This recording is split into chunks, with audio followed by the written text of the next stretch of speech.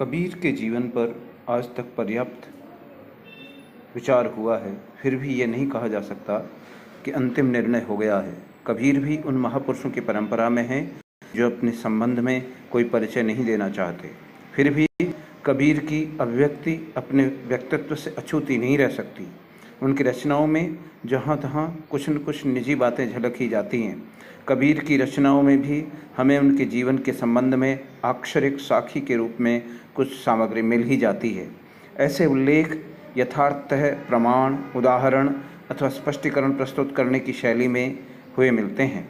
इसके आधार पर कबीर के जीवन का चित्र अंकित करते समय सबसे पहली बात तो यह विदित होती है कि कबीर जुलाहा थे।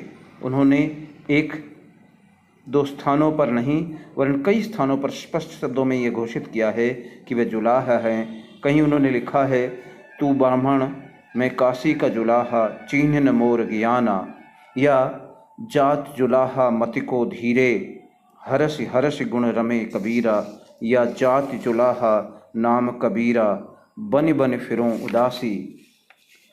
तो कहीं लिखा है कि तनना बुनना तजा कबीर राम नाम लिख लिया शरीर।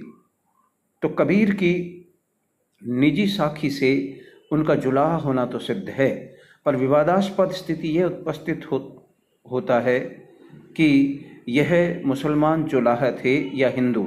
कबीर ने कहीं कहीं अपने लिए कोरी शब्द का भी उपयोग किया है। हरि को नाम अभय पद दाता कहे कबीरा कोरी, अथवा कोरी को का मरमन जाना सब जग आन तनायो ताना, या कहत कबीर कारगह तोरी सूने सून मिलाए कोरी। कबीर यदि कोरी होंगे तो हिंदू माने जाएंगे।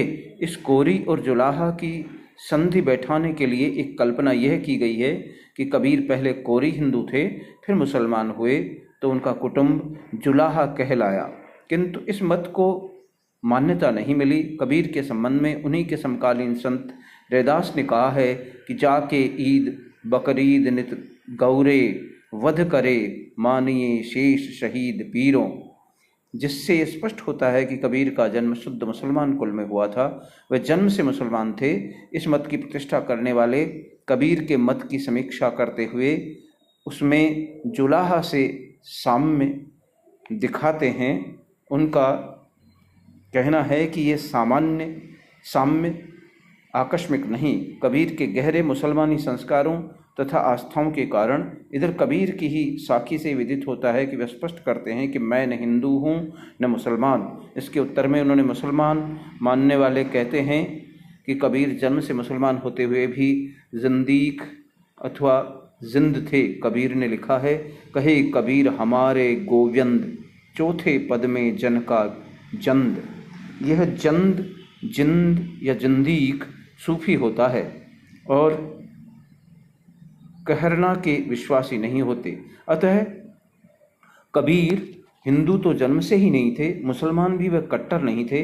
पर दूसरे शोधकर्ता कहते हैं कि कबीर की अंतः साक्षी कुछ और ही भेद खोलती है। उनका कथन है कि कबीर की वाणी में नाथपंथी सिद्धांतों का बहुत गहरा प्रभाव स्पष्ट है। बिना नाथपंथी सिद्धांतों को समझे यथार्थ में कबीर की वाणियों को समझ सकना भी संभव नहीं। उनके विचार से कबीर जुलाहा जाति में पैदा हुए थे, जो बौद्ध धर्म के ह्रास काल के अवशेषों में थी और जिस पर नाथपंथी योगियों का गहरा प्रभाव था। यह जाति कमीन समझी जाती थी। कबीरदास ने लिखा है, आई हमारे कहा करेगी हम तो जात कमीना। यही